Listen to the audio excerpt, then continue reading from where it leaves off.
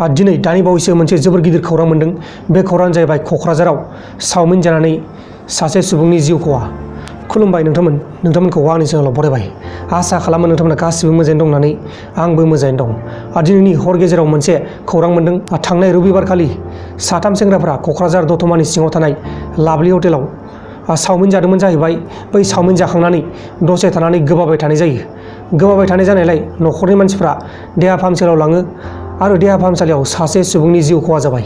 सासेयाथ' थैखाबायानो लोगोफोर। दा सानैखौ देहा फाहामसालियाव देहा फाहामगासिनो दङ। दा बिसोर सानैनि अबस्थायाबो एसे गाज्रि होननानै मिथिनो मोननाय जादों। लाभलि हटेलनि बिगोमानि सायाव FIR होनाय जाबाय। दा बे लाभलि हटेलनि बिगोमाखौ पुलिसफोरा हमनो थाखाय नायबिजिरगासिनो दं। मा दंमोनबा बे चावमिनाव? बे चावमिनखौ जानानैनो सासे सुबुंनि जिउ खहा। आसरित ना लोगोफोर। बे क'क्राझार जिल्लानि सिङाव थानाय दतमानि लाभलि हटेलखौ दा पुलिसफोरा गोख्रों नोजोर होगासिनो दङ आरो बे जाथायनि सायाव जाय दुथाङा दं बे दुथाङा थाबैनो साजा मोननांगौ। चावमिनाव मुलि होनानै बुथारनायसो जाहैबाय नङा होमबा बेयो? चावमिन जाखांनानै गोबागासिनो दंमोन।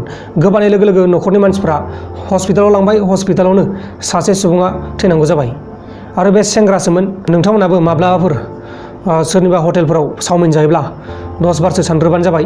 जानला मेनला दाजा, नङाबा नोंथांमोनजोंबो बेबायदि खैफोदा जानो हागौ। नङा होमबा लोगोफोर? दा बिसोर साथाम सेंग्राया मा मिथिगौमोन? दखानाव चावमिन फानदों नालाय चावमिनखौ जाबाय। चावमिन जाखांनानैसो मिथिबायना दा बे सासे सेंग्राया थैनांगौ जाबाय बे लाभलि हटेलनि चावमिनखौ जानानै। बे लाभलि हटेलनि थाखायनो साथाम सेंग्रानि जिउ खहा जानोबो हागौ। दा बे सानै सेंग्रायाबो देहा फाहामसालियाव देहा फाहामथाय लागासिनो दङ, नाथाय गाज्रि अबस्थायाव दङ। बिनि दायनिगिरिया जागोन लाभलि हटेल। दा बे लाभलि हटेलनि बिगोमाखौ थाबैनो नायबिजिरनांगौ आरो दायआ सोरनि बेखौ नायबिजिरनांगौ। आं बे जाथायखौ खोनानानै गोबां दुखु मोनदों। चावमिन जानानैनो सुबुंनि जिउ खहा, मिथिबायना? आसरित। आं नंखायना नंगौ सानदोंमोन, नाथाय नंगौ बे जाथाया। क'क्राझार जिल्लानि दतमायाव बे लाभलि हटेल दं। बे लाभलि हटेलावनो चावमिनखौ जादोंमोन। लोगोफोर, दिनैनि बे भिडिअ आङो बे मोनसे खौरांखौ होनाय जाबाय। बे खौराङा क'क्राझारनिमोन। दा बे दायनिगिरिफोरा साजा मोननांगौ। नोंथांमोना बे जाथायनि बागै मा बुंनो सानो? नोंथांमोननि साननायखौ कमेन्ट बक्सनि गेजेराव फोरमायहरबानो जाबाय। बेखिनिखौनो बुंनानै दिनैनि बे भिडिअखौ फोजोबनाय जाबाय। बाय बाय।